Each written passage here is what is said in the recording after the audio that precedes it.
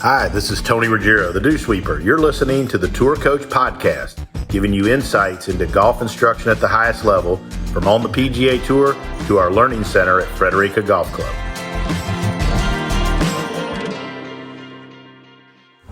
All right, so welcome into the Tour Coach. Sitting here outside of Brogan's on St. Simon's Island.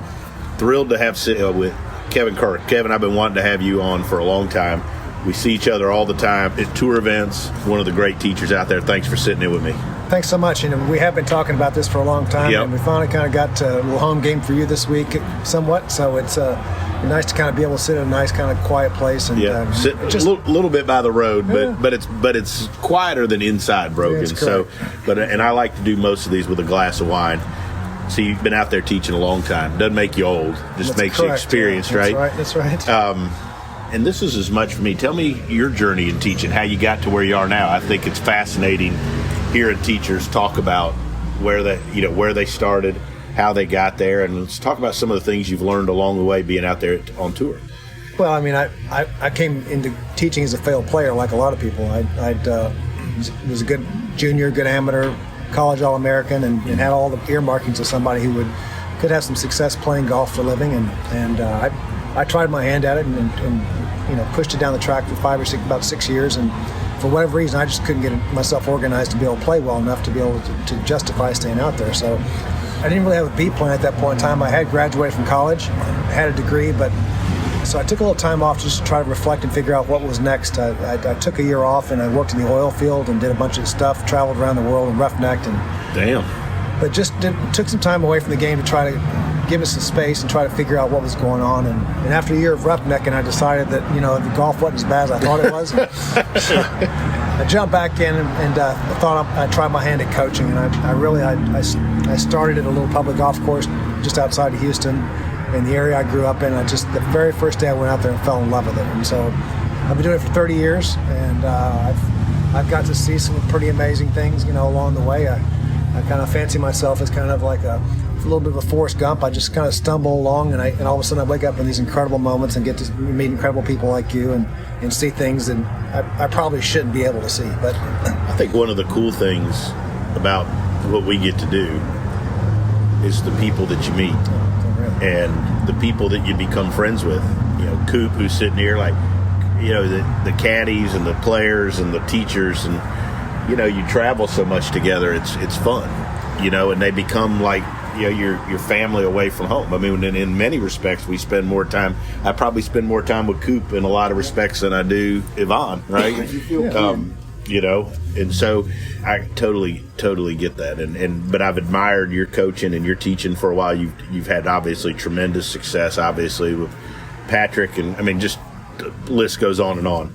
But you said something interesting in there. You said you couldn't get yourself organized enough. Correct, yeah. Okay, and that was a cool word to me, because I think one of the things that separates, like we see, Coop and I were talking about a player on the way over here. We'll leave his name out. We were talking about another player, though. But, I think there's lots of folks out there with talent that don't ever organize themselves to maximize that talent to be able to play the tour. And then there's guys, we were talking in the teaching bay the other day, and you brought up like Jim Furyk. Yeah. If you watch Jim Furyk swing, or he was sitting here, he certainly wouldn't appear to be the most gifted or talented individual, right? But he's one of the great players of our generation. Yeah, I think, Jim Furyk to me is just one of the very best players of his era. Right. And not picking on Jim, but nothing about that looks like golf to anybody, Yet he's not what we teach. No, but yet the things that are required to play good golf, he's a master at it. And I respect him. His ability to kind of play the game is it's unbelievable, really. So, that's really, being around him and actually watching him at the Ryder Cup in 2014 changed the way I thought about things. Really? Watching him, he was in a pod with Patrick, Jordan Spieth, and Matt Kuchar, and they were kind of playing the different formats of 4 balls, and the young kids were playing the old guys. And Jim Furyk, over the course of a couple days, beat both those kids out of a couple grand. And he did it because he was competent, because he would, when asked to hit a tee shot off the tee and put it in the fairway, he did it most of the time. And then when he was hit it onto the green, it was usually on the green, usually pretty close to the hole. Correct side always. And if he missed the green, if he didn't chip it in, he tapped it in, and every putt he looks like it's got a chance. Right, it was that Scotty for Plank era. that he, when he was young, coming up, Scotty B was, doing really well, and that's how they play. Yeah, and so what you really learn from all of that is it's about confidence. I mean, all these guys with these beautiful swings hitting 30, 40 yards by him off every hole, and he's just at the end of the day standing there with a candid, and they're all dropping money in. So they're panting and just smiling. Exactly right. So, and he made a career out of that. I mean, he field dressed a lot of really good players because he was simply confident enough and did what the game asked him to do. Right? To be great at the game tells you what it needs. Mm-hmm. It wants you to hit the ball in the fairway 70% of the time, and on the green 70% of the time. It wants you to get it up and down 70% of the time. It wants you to have 29 or less putts around. And if you can do that, you can beat anybody in the world. But if you can't do any of that, or you can't do one of those things, you're gone. So there's been lots of talk with Bryson, right? And you and I know Coop and I did last week at Augusta, a lot of talk that he was going to make Augusta irrelevant, right? Mm-hmm. Not pulling against him. But I also think, like, for me, it was cool to see that, he's right. I think he tied Andy, right? Yeah. Do you think that length is changing what the game demands of us to play well, or is it changing those aspects? I think length is obviously an advantage. I mean, if you can put it into the right spots. Exactly right. You still got to play golf. You still got to be able to put it in play. Coop, sit over here so we can hear you better. I think the one thing I would be, that I think that I get a little concerned about with all this, the length that's coming into the game is it makes some of the golf courses could conceivably be obsolete. So I think we do have some sort of responsibility to try to manage that. Mm-hmm. But as far as just pure length isn't going to shoot a lower score. It gives you an opportunity maybe to. Right. But you still have to be able to, manage your proximity, chip and putt well enough. It was interesting at the U.S. Open. I didn't think that was going to work at the U.S. Open. I mean, he proved me wrong. Mm-hmm. But I think the thing that made the U.S. Open different was the fairways were so fast and they were so narrow that everybody played out of the rough. And so he's playing now. Out of the rough, but 30 yards exactly further. Right. Different slot out of the bag. Exactly right. But if the fairways would have been softer and more people some of the shorter guys would have been able to keep the ball in the fairway, then I think it's it's a different story. Coop, I told Kevin yesterday we were talking about this that Lucas led the field or was first top three in ball striking right through the first 3 days. And yet only hit a little over 50% of his fairways, right? So, like, leading the field and being a great ball striker didn't necessarily help you like it would at a normal U.S. Open, in my opinion. The number was locked. Right? Yeah. Whereas a guy that hit, where if it's a little fat, if it's a little bit softer or a hair wider, then the guy like him that's, hitting it right down the middle and missing it by a foot is still in the fairway, then I think he's got a little bit of an advantage. Yeah. So if I'm standing in line to be picked to caddy, and that guy's got one thing mastered, and it's length. See, I don't want to go to the head with that, there's places where that's going to be a challenge. Correct. Yeah. You know what I'm saying? Every course is where you got to change it and try to figure it out. Yeah, so and that's really the art of playing, high-level competitive golf. Is you have to be able to just walk onto that golf course, figure out what is the golf course asking of me, and being able to adapt and adjust your game to be able to do what the course wants you to do, not necessarily what you want to do. He stood up there and said, this is par 67. Well, it didn't quite work out. He shot several over par relative to that. And I think that. And I think Bryson. I really like that kid. I like him because he's like a big puppy dog. He's willing to take things on and try things. He's got a wonderful spirit about him. A little giggle. And he's just he kind of chuckles his way around, and there's a lot to like about Bryson. And I applaud him for trying to take on some things that are maybe a little bit outside the box. He's always been that way. From the way he holds the putter to the way he swings the golf club, it's all different. And so this has said that he's looking at one aspect of the game, he's focusing on that.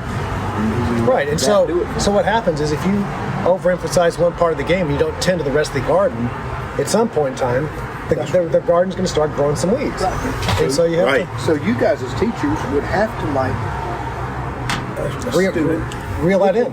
Yeah. Take that. So when a player comes to you, suppose I'm a guy that hasn't been able to keep my tour card, or just kind of bouncing around on the Corn Ferry, where do you start with that player? What's your process? Because I think all of us are a little different. And I also want to say that yesterday, I loved it. You hung out with me while I taught Robbie Shelton. That was a blast. And it was fun. Thank you for letting me do that. It was fun, right? And I think it's cool to get other people's perspectives, let another set of eyes look at it and bounce things off of. But so you kind of saw that. Obviously, I've taught Robbie since high school, and I told you we were working on it. But where do you start? Where do you start when you say, okay, I'm going to assess this guy's tools, and I'm going to figure out, because I always feel like if they've gotten to the Corn Ferry, and Coop, I'd like your opinion on this. I'm always like, if they've gotten to the Corn Ferry, they've gotten to the tour, they probably have the tools. They're just not figuring out the right way to do the shit. Yeah, right. I agree with that. Absolutely. I think so. That's what. Usually, my conversation with them starts about what is their intention. Okay? So if their intention is to be on the tour, then those people will be on the tour, off the tour, on the tour, off the tour, on the tour, off the tour, and that's purgatory. That is no life for anybody. I mean, you've seen those guys go through that. That will wear you out. Quick. Exactly right. So, I think the guys that I've been around that have seemed to have done well and done better have the capacity to sit down and say, you know something? I think I have the capacity to be a top 10 player in the world, a top 20 player in the world. Okay. That, by simply making that statement, holding themselves accountable to that, then you can start figuring out, okay, well, what does that mean benchmark-wise for tee shots, for proximity, for all the things that go with it, right? But if you got somebody that says, well, I just want to be as good as I can be, I just don't think that's good enough. You have to be better than you think you can be. You have to sit down and call yourself out. Now you do. Right. Yeah. The 2020s, you do. That's it. So if you got a guy that says, okay, I want to be a top 25 player in the world or top 15 on the FedEx, you can sit down and benchmark that. Mm-hmm. Okay, and say, well, you know what required. that's exactly right. So we've got enough stats now to know that that's what this is, right? Are you good enough or not? What are you doing well? What needs work, and then organize a plan about that. And so I'm more interested in kind of their intention, how they organize themselves around, how their game is relative to their benchmarks, and then try to do the least invasive thing possible to help them close the gap. So Least invasive. That's beautiful. And once you've corralled them, and do you plan their how they go about it? How with what they work on?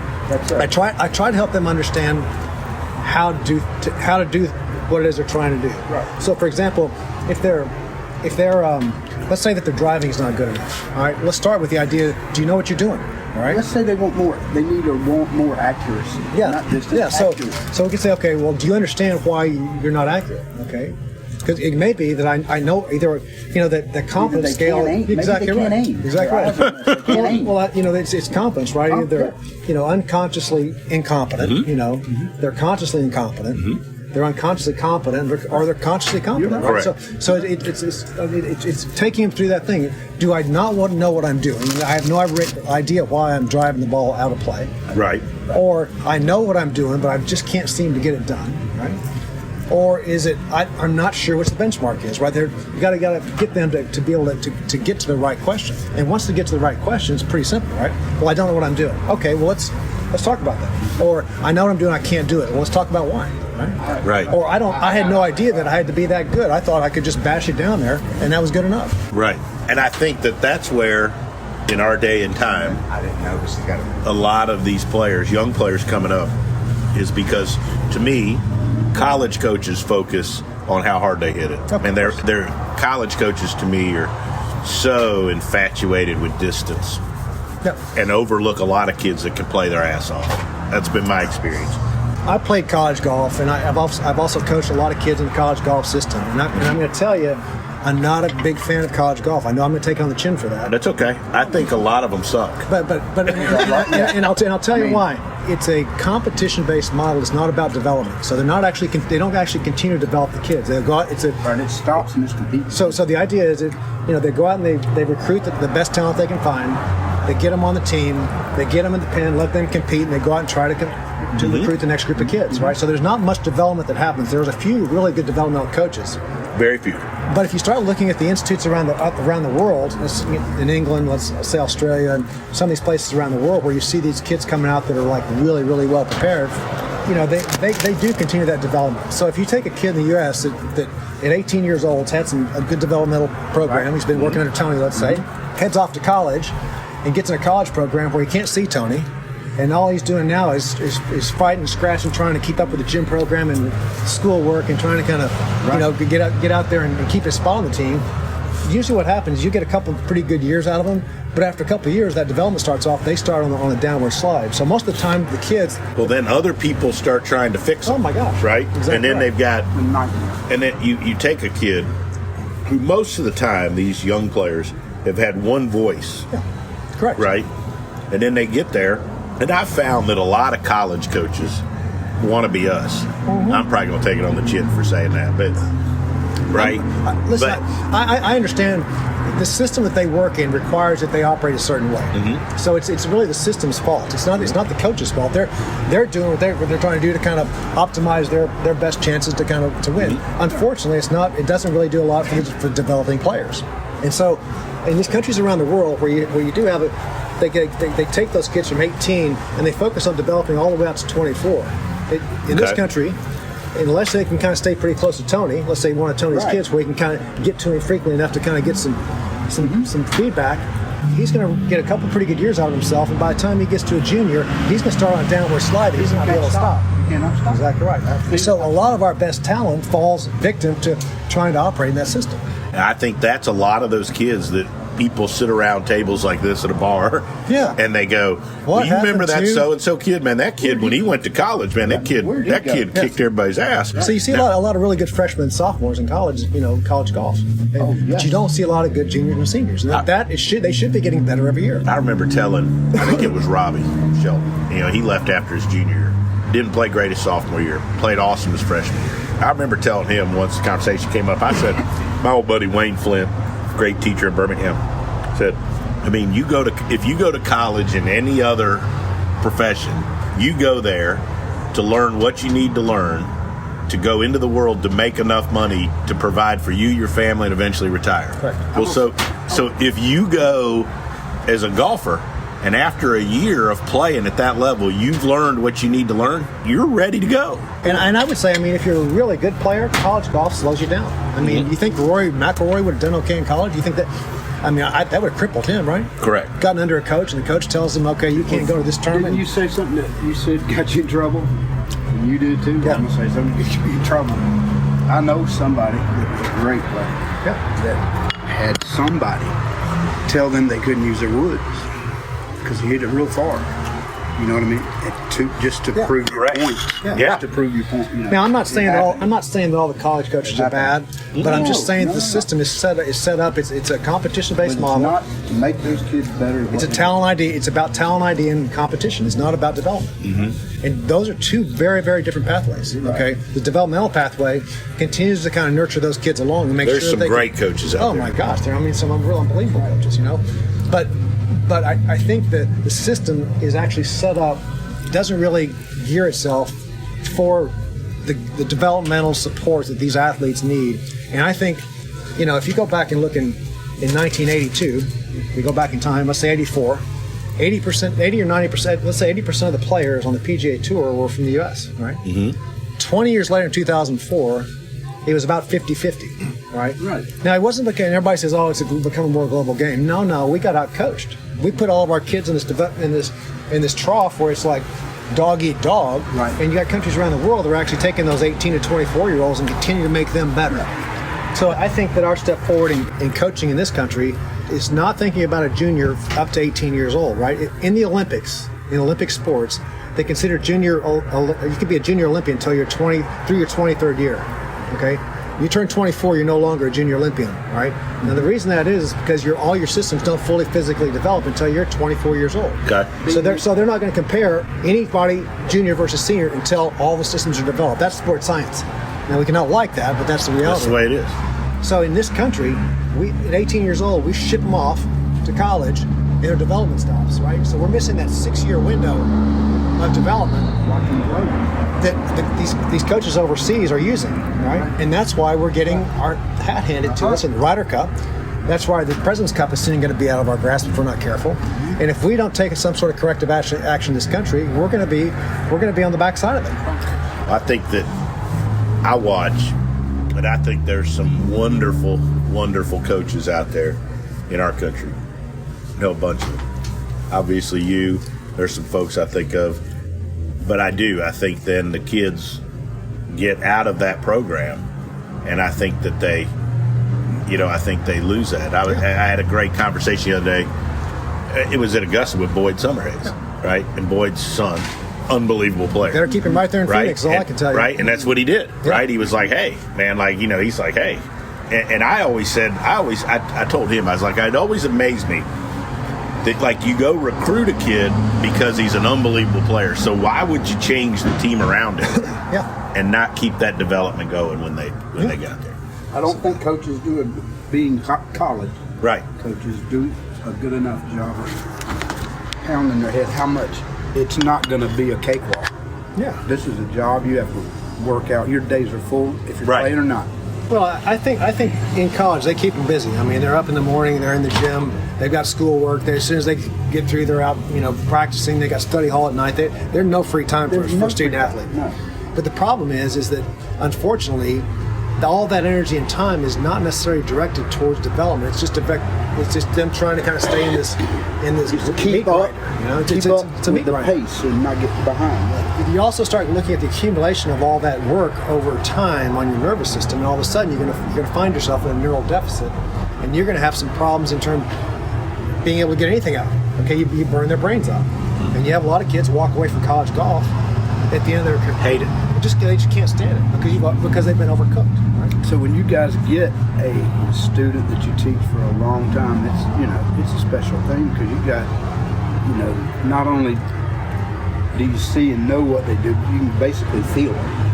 Yeah, I mean, once you get to a certain place in a relationship with another person, you can sense. I mean, you don't even need to talk to them, really. I mean, you know exactly know their tendencies. Exactly right. So, I mean, I'm guessing with Tony and Lucas, I mean, he walks around the golf course. I mean, he looks 3 fairways over. He knows exactly what's going on. Oh yeah. I mean, I'm not paying attention a lot of the time.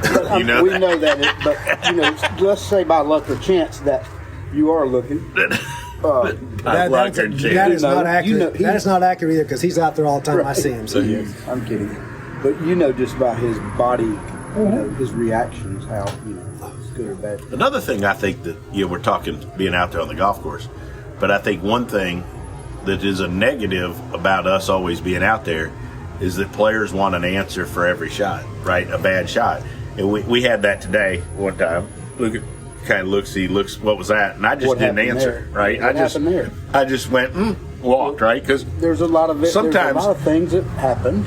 Yeah, I mean, I just don't know that you need to know every shot. Well, I think that, golf is an individual sport. And I think the very, very best in the world at some point in time become self-reliant. They know enough about what they're doing that they don't need a lot of feedback. Tiger Woods being a great example, right? Tiger Woods doesn't have a coach, right? Because he knows what he needs to know. He doesn't need anybody to tell him. He knows right exactly here right. with his eyes. So I think the goal in coaching is to coach yourself out of the job to the point where the athlete knows enough about themselves.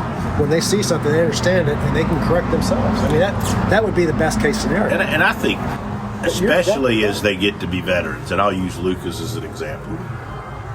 Are there times and sessions where I think that I do a good bit and coach and teach? Yes.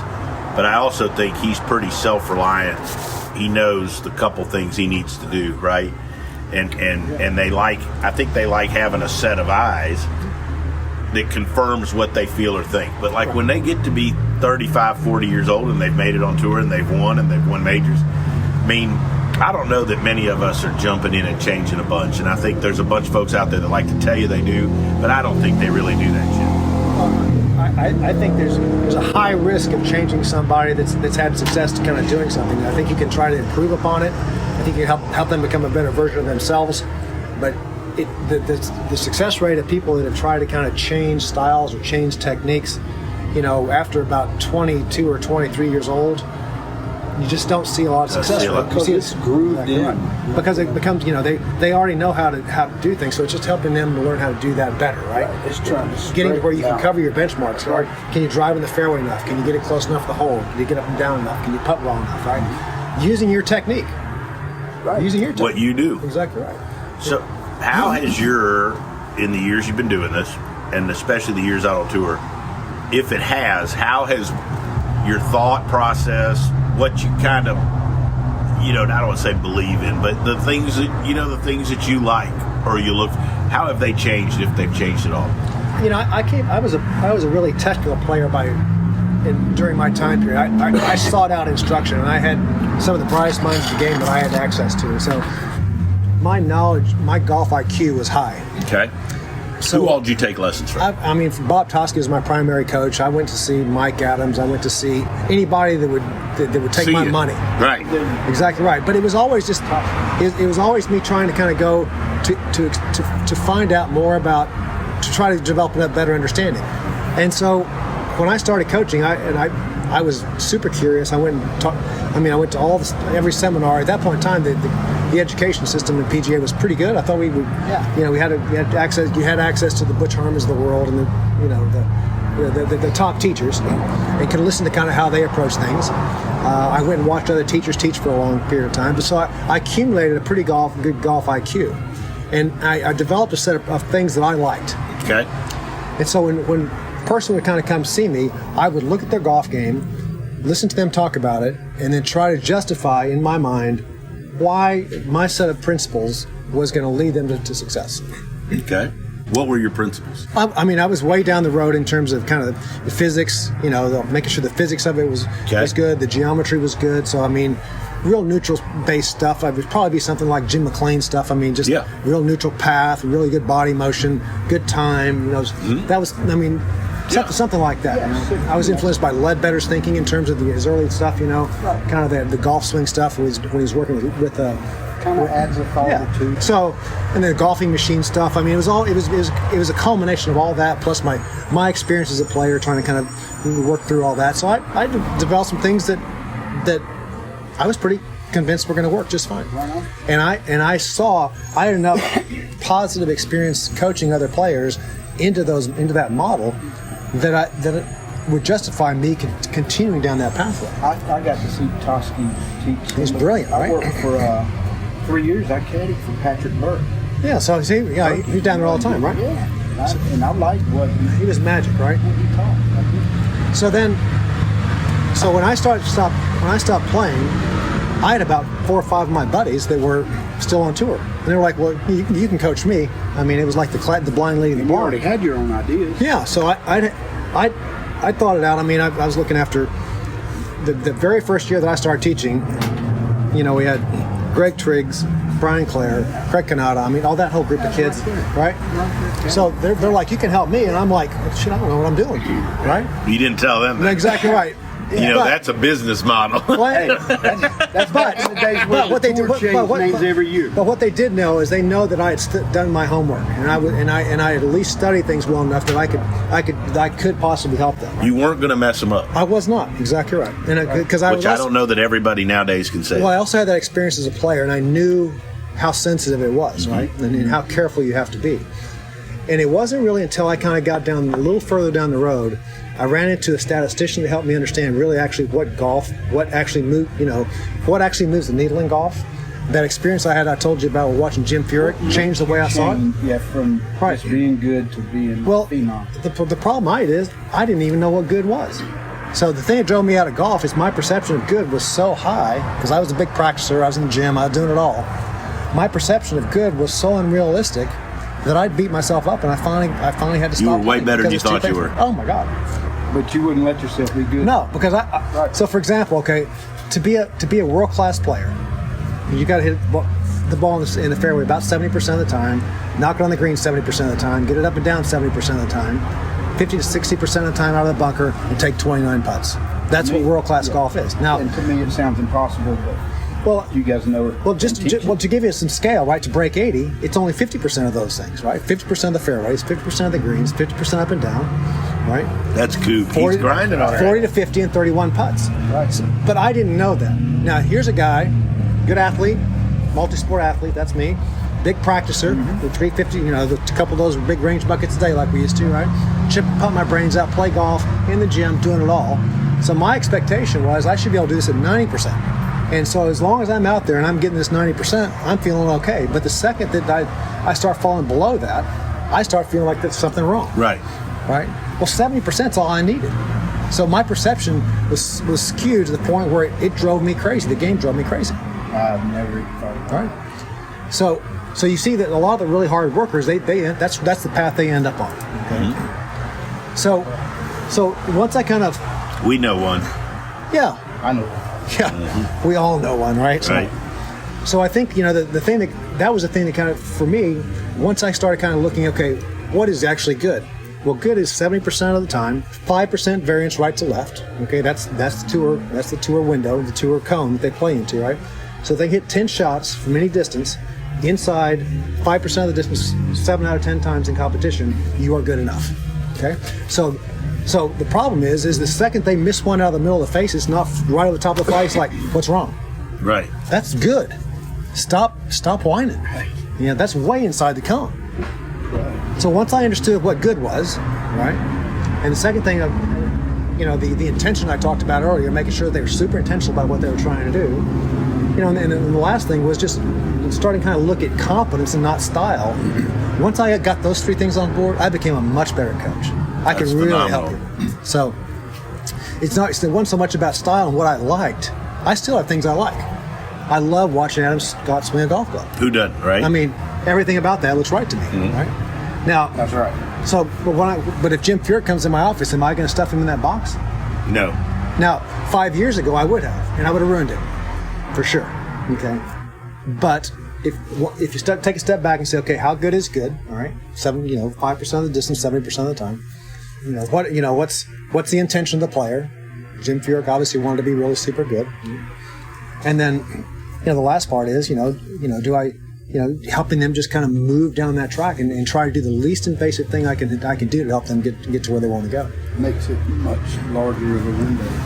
I agree. The way he explains it. That's why I think. That's why I think you're great, and that's what I think is the mark of the great coaches. An interesting comment once we talked the other night about Billy Harmon. Right, Billy made the comment about Lucas once, and I said something. And he said, well, I know you're doing a good job because I could watch. It was something to the effect of, I know you're doing a good job because I could watch him swing and I couldn't tell anybody change anything. That's the gist of it, right? Yeah, exactly. Right? And whereas, there's Instagram guys and social media, right? And there's guys out there, and it looks like you're trying to put everybody into that same box. So everybody's going to hit a push draw. So really what we should be doing is trying to understand the person in front of us. Okay? Right. Understand how you go about your craft. Mm-hmm. Are you good enough, right? Based on these benchmarks and your intention, right? And then how do you do that? As long as you can do it well enough and not going to hurt yourself, then you need to keep doing that. Okay? I don't really care what it looks like. Right? And that's a thing that people don't understand. You guys teach is how do they go that fast and not hurt their body? Well, once you figure out how the body is designed to work, that's the other thing that I did. I actually took some time to actually study how the body moves and where how it likes to kind of move. And exactly. And that kind of is really one of the things that if I do have somebody that's competent, but are putting themselves at risk for injury, I will stop them and at least have the conversation. You can keep doing this, but you're headed for an injury, okay? And again, along those, that's like I tell people all the time. One of the biggest influences on my teaching and biggest changes was about 5.5 years ago when I met Colby Touye, right? Yeah. And he was Colby's brilliant, by the way. Right. K. Wayne. Boom, boom. Cut it, because it made I'd been around other trainers, but I liked that he trained them like athletes. Yeah, I agree. And I liked that he came to do a workout with them on the tee with me. Yeah. Right? Where he would be like, okay, so what are you trying to get him to do? Yeah. Let me go make those parts of the body able to do that better and faster, right? Yeah. And I'll never forget the one time, he asked this kid, good college player, what have you been doing in the gym? kid's like, I've been doing all these squats. He goes, well, you trying to stand up in the golf suite? Yeah. Right? Trying to jump up and see right? somebody Because this kid kept coming up, and the kid's like, no. And he's like, well, hell, you training yourself to do it, right? But I was like, well, hell, I've never heard anybody say that. And that's an example. But but that was a big deal for me because I started understanding how to help people, how their body affected it. Correct. And then because developing juniors to me is so fun, and a big part of what I do is like, well, if you get these kids at 13, 14, and you can get them with the right type of program, you can make a dramatic improvement on what they're able to do. Usually, I mean, puberty is brutal on the human body. Okay, so I'm still going through it. I mean, a lot of times you see these really young kind of little 8, 9, 10-year-old kids have these beautiful golf swings, and all of a sudden they grow, 8 or 9 or 10 inches in a year, and they can't look like a llama. Exactly right. Look like they're falling out of a tree, right? So I do think that taking in the developmental process is also understanding how to manage that. How are you going to take a kid who's going through that, right? And try to kind of manage that. And so understanding anatomy and physiology, kind of these the developmental sciences. The cool thing about golf is that golf's finally is an Olympic sport. There's finally enough money in it that we have some really good sports scientists that are helping us understand a little bit about, okay, what is good development look like, right? What does good movement, high quality movement look like? So I love to watch movement. I'm a movement freak. I train my body to move well. I love to watch people that move well. It's a great It is. And so developing a really better understanding of that, I think, has also been, something that's really helped me as a coach. That's awesome. That's awesome stuff. It's been fun. Been fun having you on the island this week. Tony, I would tell you that every time we get together, it's fun. Well, I appreciate that, and I enjoy. I just like picking people's brain, and I've enjoyed. We've had the opportunity over the last couple of years to walk and watch some golf players paired together. I think Graham and Lucas were paired together at the U.S. Open. We walked a bunch together. And also out on the West Coast at PGA. Yeah, that's right. PGA. Yeah, that's right. Right, and so, it's always. I think that's part of what's cool that being out here. I think that all in general, all of us are pretty good trying to learn from each other and help. Yeah, I think that's one of the things that I probably appreciate about this tribe of people is that while it's a healthy competition, I do think that everybody wants everybody else to do good. I mean, when I saw Dustin Johnson win last week, I was so happy for him. I almost cried too watching him. 100%, exactly right? Was anybody not happy? No. I don't know anybody that wasn't happy for Claude. I mean, for Claude and for everybody on that team, it's a hard thing to do. For DJ, right? Exactly and you've obviously been. Obviously, Patrick won a major. Yeah. Man, it's hard. It is, right? And you put a lot of work into it. Yeah. So that's right. People that work hard when they. So, the thing I think that we all probably have an appreciation for is how difficult it actually is. Mm-hmm. So when you see somebody pull it off, it's like, man, I'm happy for them. That's the coolest. It's just an amazing thing. Even the ones that know how to do it, it's just hard. It's brutal. It's hard thing to do. Scotty Hamilton said on this podcast once, and he goes, I don't think people realize how much all of us like and pull for each other. Oh, man, it's amazing, right? Yeah. And it's true. Anytime somebody plays really well, play well, right? There's always 5 or 6 of you guys. The first one, we're all the first ones. Yeah, I mean, the first thing that happens to your phone is one of your some of your tribe hits you up, right? Right. That's right. And I also think that something else that seems to be kind of really cool is that the first thing that happens when after a guy wins a golf tournament, the next week on the PGA Tour, what happens? Everybody walks up and gives them a pat on the back, right? Everybody. Because you know how much they deserve it. And whether you DJ was here this week, everybody be coming up hugging. Whether you like the guy or not, everybody walks by and says, "Hey, man, great job last week. I'm so happy." Winning on this tour is so hard. Exactly right. So it's a hard game. To win out here is difficult, and I think we all, that's why we do. Exactly right. And so. And I also think that I said this to Mark Blackburn. It's like everybody's different. There's so many different people, different types of people playing this, and there's all different types of coaches. It's okay for us all to be different because, like, Bryson couldn't work with me. I like Bryson, but he'd shoot me, right? I'm too simple and whatever, and I wouldn't understand a third of what he says, right? But it's okay for us all to be different. I think that's a good lesson for the world in general. I think diversity makes us all better. Yes. Okay. And the cool thing about it is we can all learn from everybody, right? I mean, the time I spent with you yesterday, I picked up a couple things like, okay, gosh, I hadn't thought about that before, right? So, listen to Coop talk, okay? Listen to Coop talk, okay? A guy's got, all the time saddle time he's got out here. Every time he opens his mouth, there's going to be something that's going to fall out. All that saddle time and all that bullshit. I learn stuff every tournament. So our life out here is this the environment is really primed for learning. We should be all learning every day. I've always thought, and as we kind of wrap this up, like my motto or my thought process has always been, if I was building a perfect instruction team, I would want people that are all great but really, really different.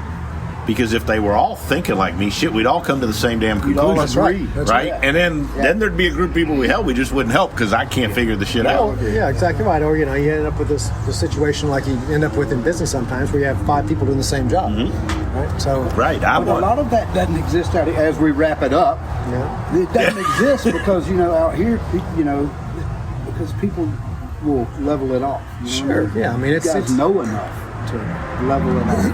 But I think it's healthy. I think the more people put their egos down and say, hey, Kevin, I've been working with Robbie since he's in high school. Here's what I'm working on. Do you see anything different? Right? Yeah, no, I'm not worried about Robbie going to see you, right? No, that was a cool moment yesterday. Right? And I was there.